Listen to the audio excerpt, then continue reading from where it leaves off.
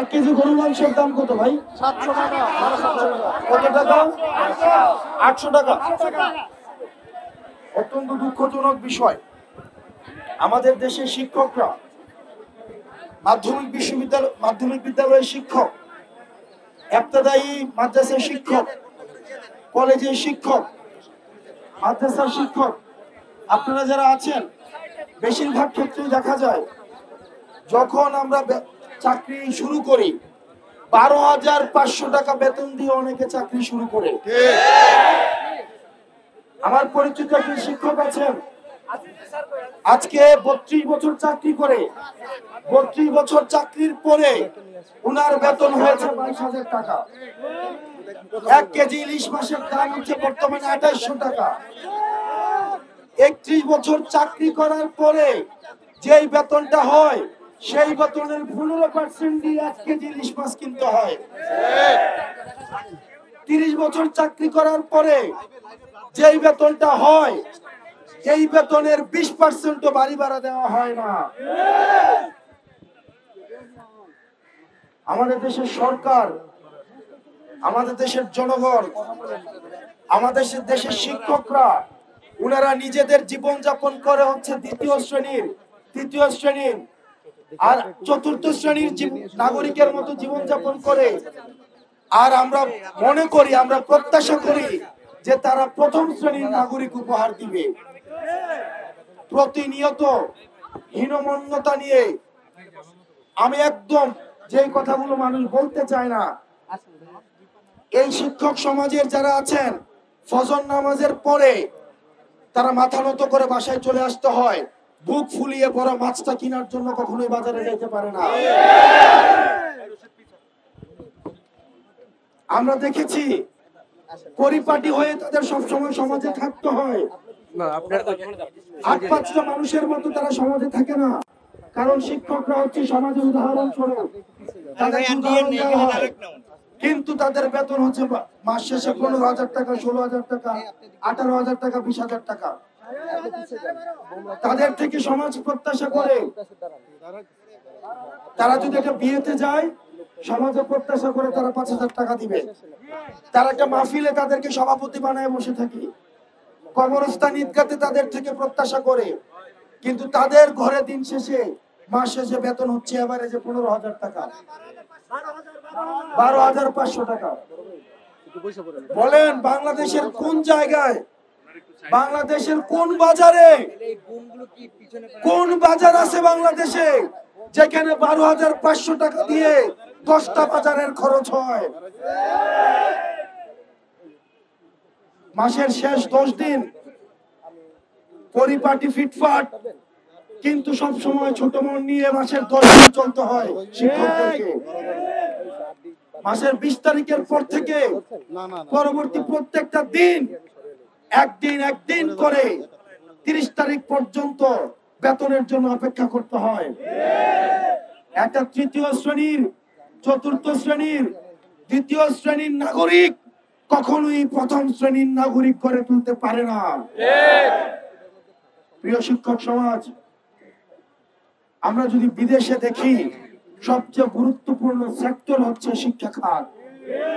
আর আমরা দেখি বাংলাদেশে সবার খাওয়া দাওয়া শেষ করে যদি কিছু বাকি থাকে, তাহলে সেটা হচ্ছে শিক্ষক সমাজের জন্য বরাদ্দ।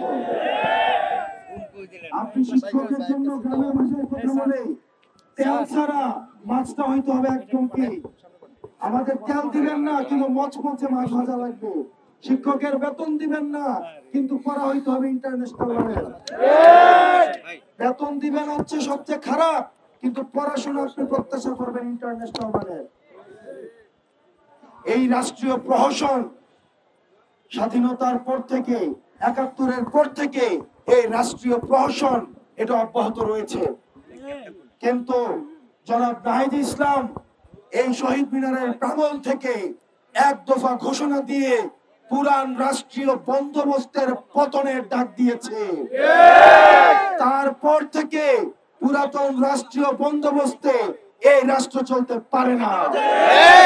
শিক্ষকদের সাথে অবহেলা করার চলতে পারে না। আমাদের শিক্ষকদেরকে দ্বিতীয় শ্রেণীর, তৃতীয় শ্রেণীর চতুর্থ শ্রেণীর নাগরিকের যে জীবন, সেই জীবন মান নিয়ে আর তাদেরকে চলতে দেওয়া হতে পারে না। আমি যদি তাদেরকে প্রথম শ্রেণীর নাগরিক না বানাইতে পারি, তাদের থেকে কিভাবে প্রত্যাশা করব তারা প্রথম শ্রেণীর নাগরিক তারা জাতিকে উপহার দেবে? সেজন্য এই সরকারের কাছে আমাদের প্রত্যাশা ছিল, এই অন্তর্বর্তীকালীন সরকার পুরনো সরকারের প্রতি হাঁটবে না, বরং এই অন্তর্বর্তীকালীন সরকার হবে একটা শিক্ষা বান্ধব সরকার। কিন্তু আমরা দেখলাম এই অন্তর্বর্তীকালীন সরকারের শিক্ষা উপদেষ্টা হয়েছে প্রমোশন বান্ধব সরকার।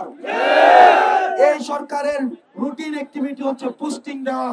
কাদেরকে পোস্টিং দেওয়া? ভালো ভালো পুরনো ফ্যাসিস্ট আমলে যাদেরকে দেখেছি হাসিনার জন্য রাস্তায় এসে স্লোগান দিয়েছে, ঢাকা শহরে ভালো ভালো পোস্টিং এ তাদেরকে আবার অর্থের বিনিময়ে পদায়ন অব্যাহত রয়েছে। এই অন্তর্বর্তীকালীন সরকারের কাছে আহ্বান জানাবো, আপনি যে মন্ত্রণালয়ে যে বাদাম খান প্রত্যেক দিন, যে ফল ফ্রুট খান প্রত্যেক দিন, সেই বেতনটাও তারা ভাড়া হিসাবে চায় নাই। ধরে নিচ্ছি 12,500 টাকা বেতন, এটার 20% কয় টাকা আসে? 2500 টাকা। আমি চ্যালেঞ্জ দিতেছি সাংবাদিক ভাইদেরকে, ঢাকা শহরের কোন একটা জায়গায় 2500 টাকা দিয়ে আমাকে একটা বাসা ভাড়া নিয়ে দেখান, নিয়ে দেখান। মফস্বলেও কোন জায়গায় 2500 টাকায় বাসা ভাড়া হয় না। আপনার 500 টাকা দিয়ে একবেলা নাস্তা করলে এখন 150 টাকা লাগে, সকালের নাস্তাটা করলে 150 টাকা লাগে, এক কাপ চায়ের দাম এখন 10 টাকা। আপনার দ্রব্যমূল্যের যে পরিস্থিতি, যে ঊর্ধ্বগতি, সেটির একটা আপনি শিক্ষক থেকে সবচেয়ে যেটা দুঃখজনক, একটা শিক্ষক সমাজে 10টা মানুষ নিয়ে চলতে হয়। একটা শিক্ষক কোন রাজনৈতিক বক্তব্য না, বাস্তবতা। আপনি যেই দলেরই শিক্ষক হন না কেন, সমাজে 10টা মানুষ নিয়ে আপনাদেরকে চলতে হয়, 10টা প্রোগ্রামে যাইতে হয়, সামাজিকতা রক্ষা করতে হয়, উৎসব অনুষ্ঠানে যাইতে হয়, বিভিন্ন জায়গায় গিয়ে বক্তব্য দিতে হয়। একটা বিয়ে হইলে সেখানে একটা শিক্ষককে রাখে, তাকে সম্মান দেয়, তাকেও সেই সম্মানটা আবার ফিরাই দিতে হয়। আপনি একটা শিক্ষককে প্রতি পদে পদে এই নীরব ভাবে অপদস্থ করে যাচ্ছেন।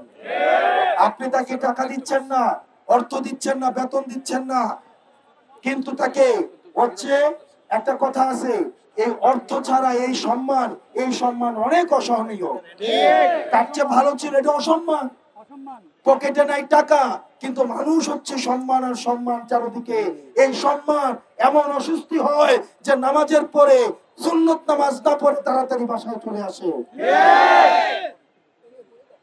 গভর্নমেন্ট, এই সরকার আমরা বিশ্বাস করি এই রাস্তার মধ্যে শিক্ষকদেরকে যেভাবে পিটানো হয়েছে, এটা কোন সভ্য রাষ্ট্রীয় চরিত্র হতে পারে না। এটা কোন সভ্য রাষ্ট্রীয় চরিত্র হতে পারে না। অনীতি বিলম্বে এই হীন কাজের জন্য তাদেরকে ক্ষমা চাইতে হবে। আর যাদেরকে আপনারা গ্রেফতার করেছেন তাদেরকে সূর্য ডুবার আগে তাদেরকে হচ্ছে ছেড়ে দিতে হবে। প্রিয় শিক্ষক সমাজ, আপনারা আমাদেরকে তৈরি করেছেন, ক্লাসে পড়িয়েছেন। বাংলাদেশের 30,000 শিক্ষা প্রতিষ্ঠানে অন্তত বাংলাদেশে 8 থেকে 10 লাখ শিক্ষার্থী সারা বাংলাদেশে পড়াশোনা করে নিরলস ভাবে আপনাদের বেতন আপনারা, আমরা জানি মন থেকে, আমি জানি আপনারা কষ্ট থেকে হয়তো এই কথা বলেন, কিন্তু একটা ছাত্র যখন আবার বলে ঠিকই আবার ক্লাসে আপনারা পড়াইতে যান, আপনারা পড়াইতে যাবেন, এটা আমরা জানি। আপনাদের অভিমান থেকে হয়তো আপনারা এটা বলেন, এবং আমরা এই অভিমানের প্রতি আমাদের অনুরাগ রয়েছে, আমরা এই অভিমানের প্রতি সংবেদনশীল। কিন্তু কোন শিক্ষককে আপনি দেখবেন না, আমরা দেখেছি প্রশাসনে কিভাবে সিন্ডিকেট তৈরি করা হয়েছে, প্রশাসনের প্রমোশনের জন্য যেভাবে প্রশাসনে আমরা দেখেছি সরকারের সময়ে যেভাবে সিন্ডিকেট করে প্রমোশন করা হয়েছে। আমরা কখনোই এই শিক্ষকদেরকে গলা চেপে ধরতে দেখি নাই রাষ্ট্রের।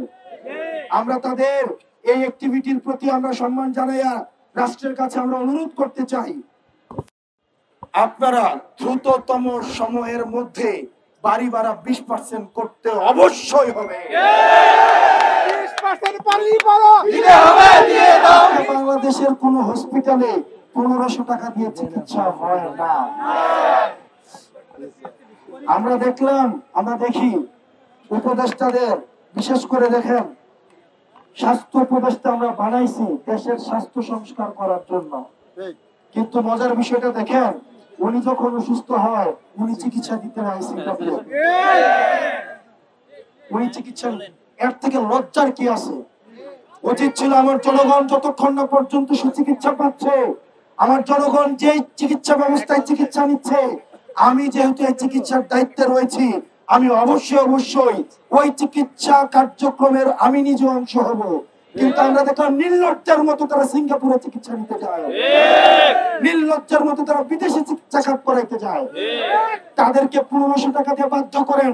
সরকারি চাকরিজীবী যারা যারা রয়েছে, ফার্স্ট ক্লাস চাকরি করে যারা মন্ত্রী রয়েছে, তাদের জন্য নিয়ম করে দেন তারা বিদেশে চিকিৎসা নিতে যাইতে পারবে না, তারা সরকারি হসপিটালে চিকিৎসা নিতে হবে।